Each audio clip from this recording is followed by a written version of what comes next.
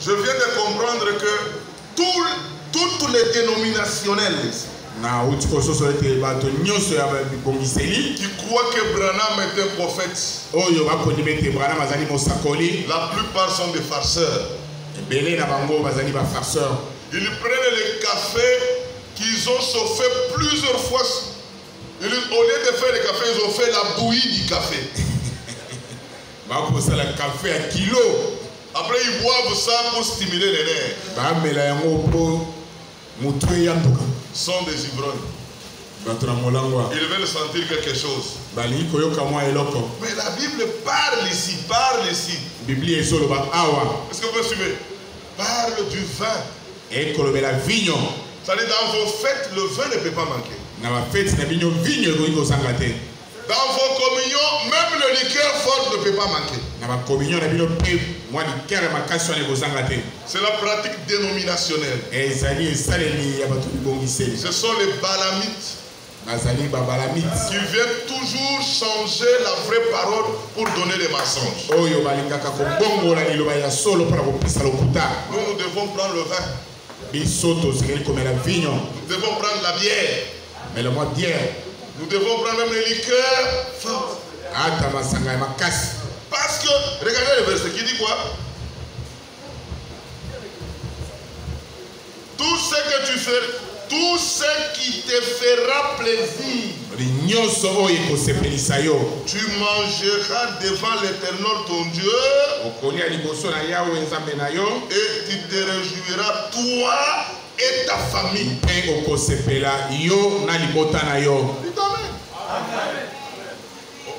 On arrive dans la maison d'un frère, on trouve dans la vitrine, il y a le vin, il y a l'alcool, on bénit le Seigneur. Quand on trouve le sucré, on comprend qu'il n'a pas encore compris. Si lui prend le sucré, mais le frère ne peut pas prendre le sucré. Parce que vous aurez la diabète. On trouve les gens qui refusent la bière, mais ils mettent la musique du monde, ils commencent à danser. Ils commencent à danser. Ouais, regardez comment les gens vivent. C'est-à-dire que la poste à danse, mais ils cherchent où se défouler. Mais nous, quand on va dans la fête, on danse, on est calme, on regarde, mais on est en train d'ingurgiter, on bénit le Seigneur. Et on va de l'avant. Vous êtes bénis? Ecclésiaste. Prenez Ecclésiaste 3.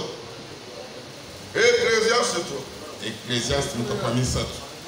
Ecclésiaste 3. Il y a beaucoup de versets, mais ce n'est pas le sujet aujourd'hui, mais prenez seulement. Il dit 12. J'ai reconnu qu'il y a des bonheurs pour eux. Qu'à se réjouir et à se donner du bien-être pendant leur vie. Mais si un homme mange et boit et jouit du bien-être au milieu de tout son travail, c'est là un don de Dieu. Le manger et boire, c'est le don de Dieu. Qui est béni? C'est comme ça que vous devez être béni. Quand vous allez dans Éphésiens ici, David, trouvez-moi ce verset, ne vous enivrez pas. Éphésiens, c'est chapitre 4. Éphésiens 4. Cela dit, ne vous enivrez pas de vin, mais c'est de la débauche. Ça va venir, il va nous le donner. L'Écriture dit, ne vous enivrez pas de vin seulement. Pourquoi on a dit ne vous enivrez pas? Parce que le verbe s'enivrer. 5:18. Ne vous enivrez pas de vin, c'est de la débauche. Soyez au contraire remplis de l'esprit. On dit ne vous enivrez pas. Mais on n'a pas dit ne buvez pas. Ce sont deux verbes différents. Deux verbes transitifs. C'est ça? Transitifs, différents, deux verbes. Vous avez étudié ça à l'école. Est-ce qu'on peut te dire ne fais pas l'excès? Oui. Mais quand on dit ne fais pas l'excès, ne mange pas. Mange. Mais ne fais pas l'excès. Ne vous enivrez pas, ça veut dire bois. Mais ne vous enivrez pas. Je peux prendre une bouteille, mais si je ne suis pas ivre, je continue. Mais si tu vois avec une bouteille, tu commences à devenir laisse. Le péché, c'est s'enivrer. Deux verbes différents. Mais ça m'étonne toujours les gens. Ils lisent le français, ils prêchent. Ils prêchent. Ils prêchent. Ils prêchent en français. Et quand il dit ne vous enivrez pas, non, ne bois pas, ne bois pas, ne bois pas. Mais Jésus lui-même, dans Jean chapitre 4, il est allé dans une fête comme nous étions partis dans une fête de Cana. Cana, nous étions partis à alimenter. Mais on a trouvé de l'eau. Mais on a regardé, on attendait quelqu'un pour changer ce lot-là, mais quelqu'un n'est pas venu. On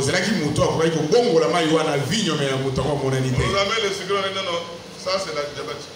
Retournez avec. Nous voulons le vin, c'est le vin qui réjouit le cœur. Ça réjouit le cœur. Une fête sans sucré, les gens vont sortir là fâchés. Et sans vin, les gens sortiront fâchés. On a vu hier d'autres filles en train de sortir là, mais fâchées pourquoi? Parce qu'il n'y avait pas quelqu'un qui peut réjouir le cœur. Quelque chose qui peut réjouir le cœur. Ne vous enivrez pas. Mais vous pouvez boire. Alléluia. Encore Amen. Je parle toujours aux frères, quand vous me voyez moi boire, ne dites pas que non. Je vous dis la vérité. Il n'y a aucune écriture dans la Bible qui condamne la bière. Il n'y en a pas. Même un pasteur peut boire. Allez lire dans Ézéchiel 47. Vous allez voir là-dedans. On dit que les sacrificateurs peuvent boire après les services. Mais avant les services, comme le matin comme ça, je ne vais pas prendre. Parce qu'on est en plein de c'est après les services, on peut s'asseoir, on se réjouit, on boit. Colossiens 2, je termine là-bas. Allons dans Colossiens. Vous y êtes? Prenons le verset 18, Colossiens 2. Que personne, sous une apparence d'humilité, et par un culte d'ange, ne vous ravit à son gré. Le prix de la course tandis qu'il s'abandonne à ses visions. Il est enflé de vain orgueil, il parle ses pensées charnelles. Alléluia. Le verset 19 dit, sans s'attacher au chef, dont tous les corps assistent et solidement assemblés, par de jointures et de liens tirés l'accroissement que Dieu donne. Alléluia. Qu'aucun homme ne vient pas ici sous apparence de l'orgueil, il vient vous dire que non, il commence à vous imposer ses préceptes. Non, n'acceptez pas. Verset 20. Si vous êtes mort avec Christ, la promesse. Si vous êtes mort avec Christ, au principe élémentaire du monde, pourquoi, comme si vous vivez dans le monde, vous commencez à vous imposer ces préceptes? Ne prends pas. Ne goûte pas. Ne touche pas. Mais vous dites que non, nous sommes nés de nouveau. Maintenant vous commencez à prendre les préceptes du monde. C'est l'adultère. C'est l'adultère. Celui qui est né de nouveau ne peut pas s'imposer, ne prend pas, ne touche pas, ne goûte pas. Précepte qui tous deviennent pernicieux par l'abus. Le précepte là, ne prend pas le goût. Si vous l'abusez, c'est ce qui est mauvais. Mais si tu n'abuses pas, je prends mais je ne m'enivre pas. Amen. Encore Amen. Vous êtes venus? Retournons maintenant au verset 16.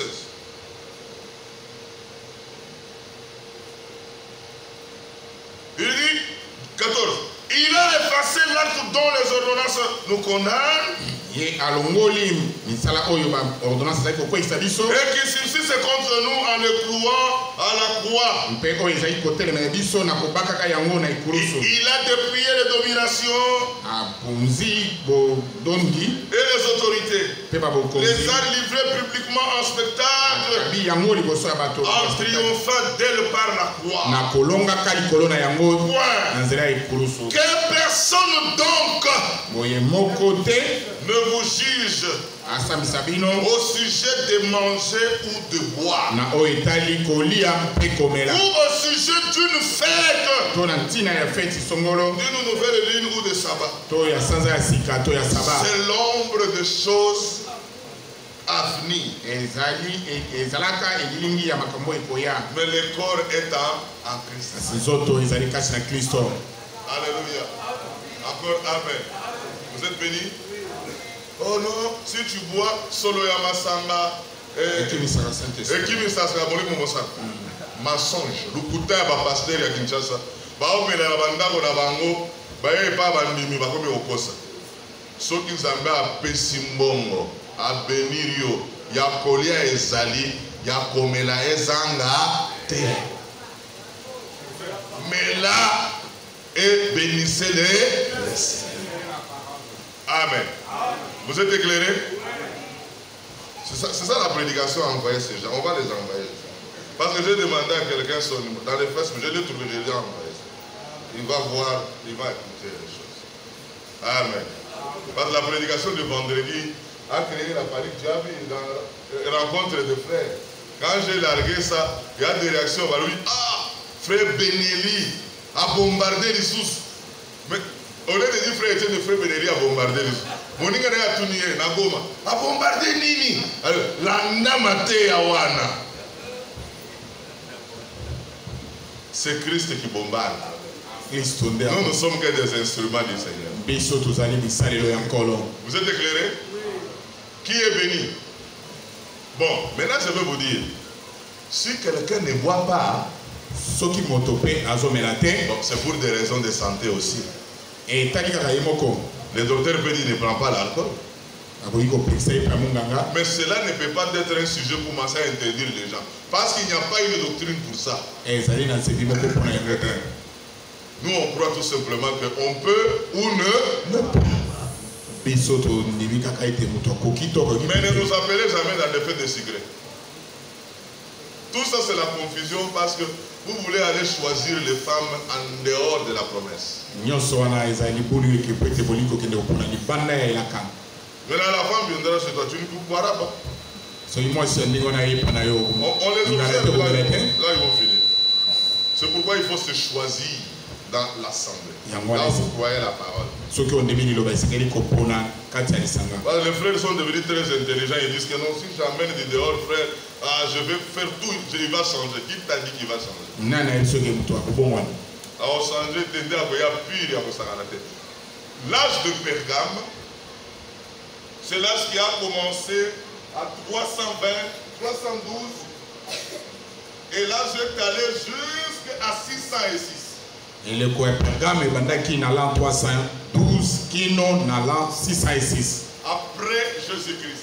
C'est pratiquement commencé dans le 3e siècle. Jusqu'au 6e siècle. C'est ça la période de Pergame.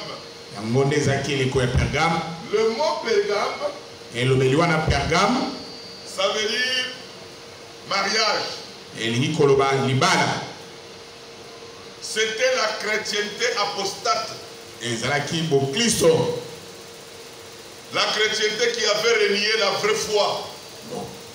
Boklisto oye wangaraka kondima oya solo. Qui ont renié le nom de Jésus. Ba wangaraka kombo na Yesu. Qui ont rejeté toute la parole de Jésus-Christ. Ba bwakisaki liloba nyonso ya Yesu Kristo. C'est eux qui se sont mariés avec l'État. Ba ngonde babalaki na bolamatali. Ce mariage-là Bala wana a donné un produit. Et bimisi produit moko. C'est l'église catholique romaine. Yango l'église catholique ya Roma. Le mariage de Nicolaïte. Ezali bo sangani ya ba Nicolaïte. La chrétienté qui avait abandonné la foi. Kristo oyo batikaki kondima. La fausse vigne. Vigno oyo lokuta A mis naissance.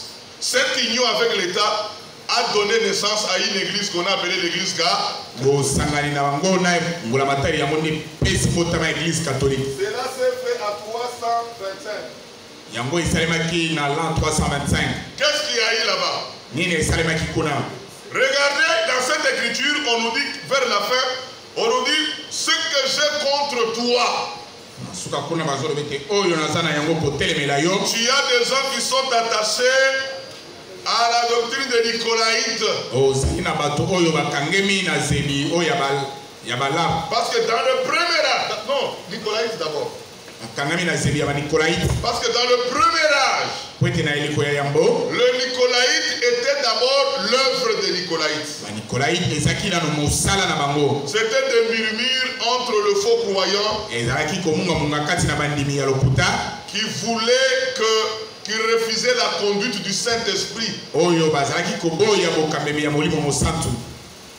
voulait que l'église soit dirigée par les hommes.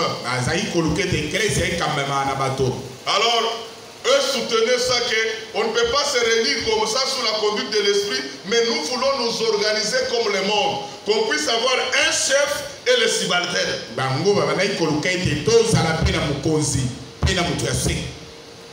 Au début là, c'était encore l'œuvre de Nicolaïte. C'est là où l'esprit antichrist a possédé tous les soi-disant croyants. Mais les élus, le véritable croyant, refusaient cet esprit-là. C'est ainsi au deuxième âge, on a déclenché une persécution de 10 jours. Une persécution de 10 ans. Sous Dioclétien. Alors il a commencé à les imposer. Que si vous refusez ces œuvres de Nicolaïte, maintenant on les a appelées les œuvres parce qu'ils commençaient maintenant à s'imposer et à acheter même certaines personnes. Dans cette persécution, il y a eu même des gens qui étaient morts. Ceux qui gardaient le vrai nom, qui gardaient la parole, malgré ils étaient persécutés, ils acceptaient de mourir croyant la parole.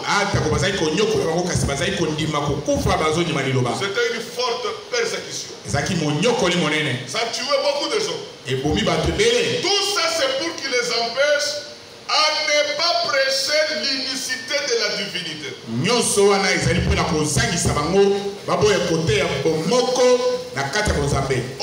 empêchait de ne pas prêcher le nom de Yahshua Hamashiach. Avec le nom du Seigneur Jésus-Christ. Parce que Nicolaïte, il n'avait pas seulement que l'église soit organisée comme les hommes,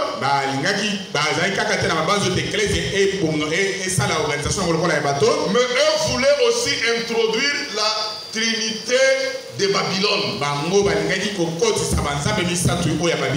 que la Trinité, le Père, le Fils et le Saint-Esprit, comme les catholiques le font, n'a pas commencé avec les catholiques. C'était une doctrine qui a commencé depuis l'Ancien Testament pendant la période de Nimrod. Nimrod, il était le fils de Cush. Et Cush avait sa femme Sémiramis. Quand la femme Sémiramis est partie, Nimrod est mort. C'est sa mère qui a dit à son fils, épouse-moi. N'allez pas épouser les filles des hommes. Parce qu'ils vont nier notre divinité. C'est ainsi que Nimrod a épousé sa mère. Quelque temps après sa mère est morte, Nimrod est resté. Nimrod aussi est mort. On a commencé à symboliser Nimrod avec l'arbre du sapin qui est dans l'église catholique. C'est ainsi que l'arbre du sapin là, quand on le voit par les catholiques, toi tu vois, tu appelles ça sapin. Mais eux ils appellent l'arbre de Noël. Ils disent ceci, Nimrod redivivus. Ça veut dire Nimrod revient à la vie. À partir de cet arbre de sapin. C'est-à-dire nous le croyants de la pure parole, on ne peut pas avoir cet arbre dans nos maisons. C'est le diable que vous amenez. C'est pourquoi nous ne célébrons même pas la Noël. C'est une fête païenne. Ça a commencé à Babylone avec Nimrod. Il y avait Cush. Comme ça. Il y avait Nimrod. Et il y avait Sémiramis. Voilà. Le trois ici, le père, le fils et la mère. Quand la mère est morte, son fils a dit que cette mère, on va l'appeler comme Saint-Esprit. C'était ça la Trinité païenne. C'est tous les gens de l'Asie. Les Chinois, les Coréens, les Japonais. Ils adorent le même Dieu mais sous d'autres noms différents. Il y a Horus, Osiris et Isis. C'est là l'acte des apôtres. On appelle cette Sémiramis la Diane de Fès. De Fès. La Diane de Fès. On faisait même des statuettes de la Diane. C'est ce que l'église catholique a pris aujourd'hui pour introduire la doctrine de Ave Marie. Ils adorent Sémiramis.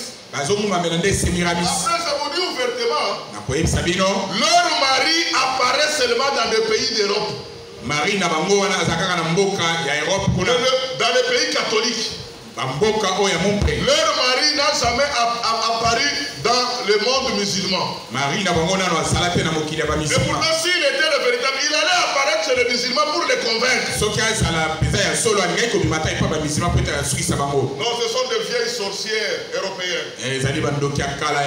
Les gens qui chapeautent la maïkari, la rose-croix, tous les histoires que Ave Marie.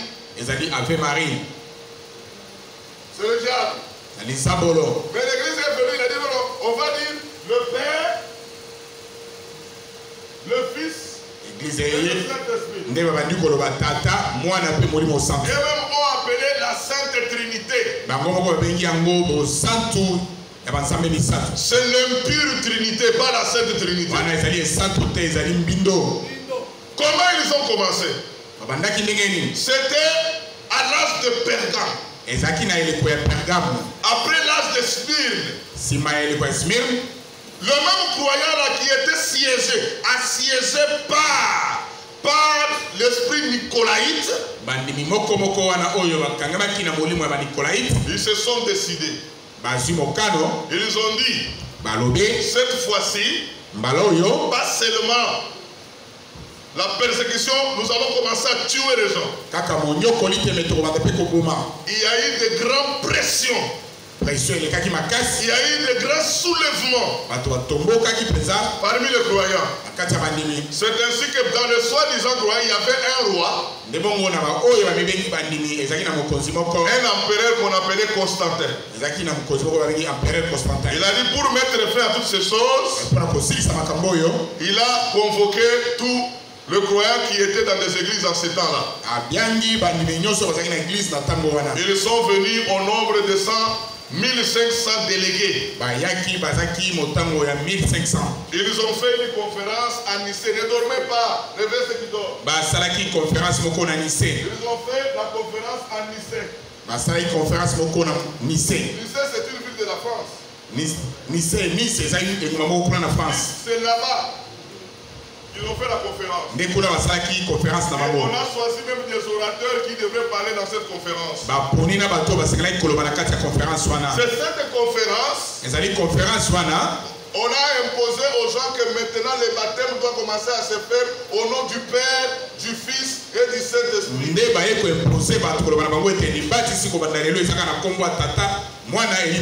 Le baptême ne peut pas se faire comme les Juifs en immersion, mais le baptême doit commencer à se faire par aspersion. Et ils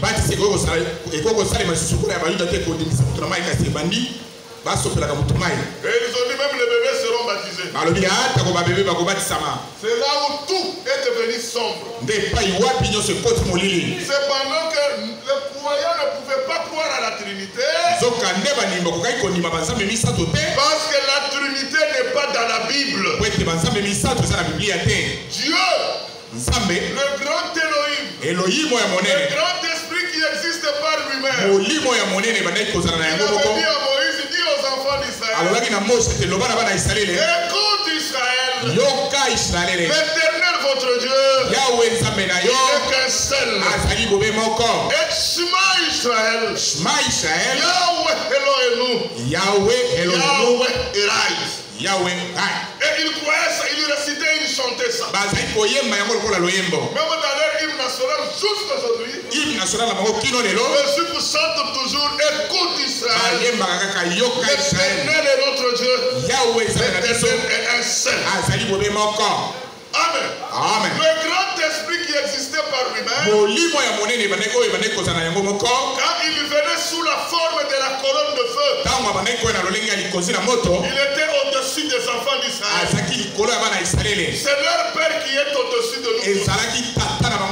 C'est notre Père qui est au-dessus. Mais celui qui est le Père, il a pris la chair humaine pour venir mourir et verser son sang. Parce qu'il a dit dans Ésaïe 35:4, je viendrai moi-même et je vous sauverai. Amen. Jésus-Christ, c'était Dieu lui-même dans la chair humaine.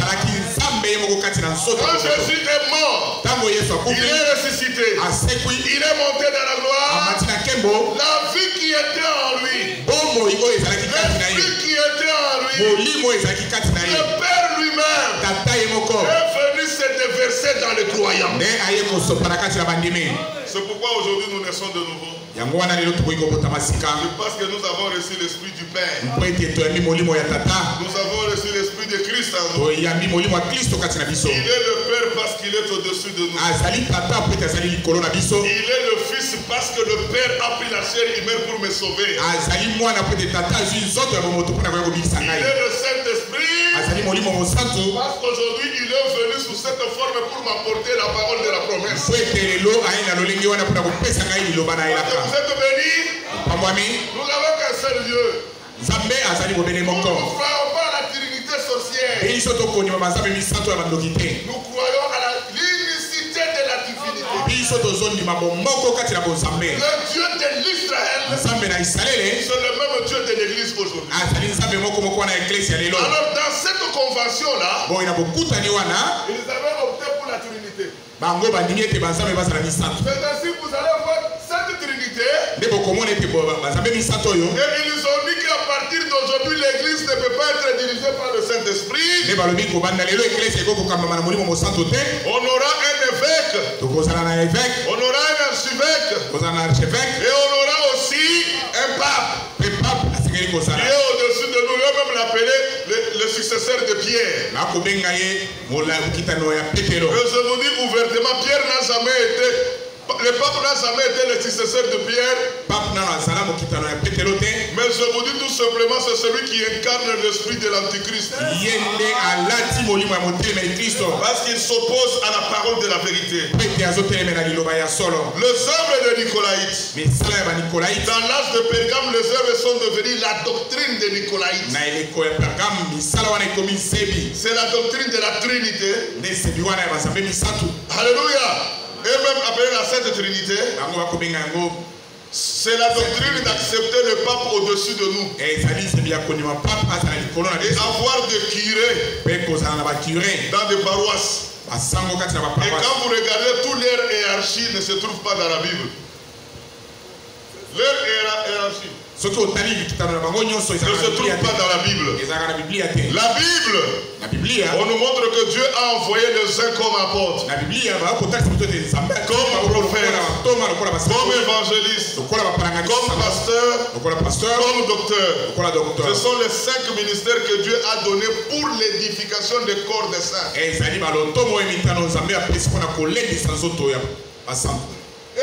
Nicolaïtes, après la convention, il y a eu la naissance de l'église catholique.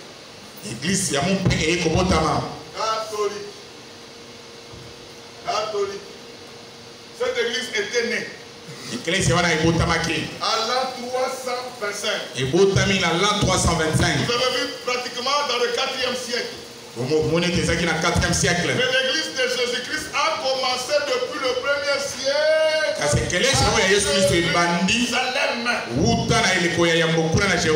l'église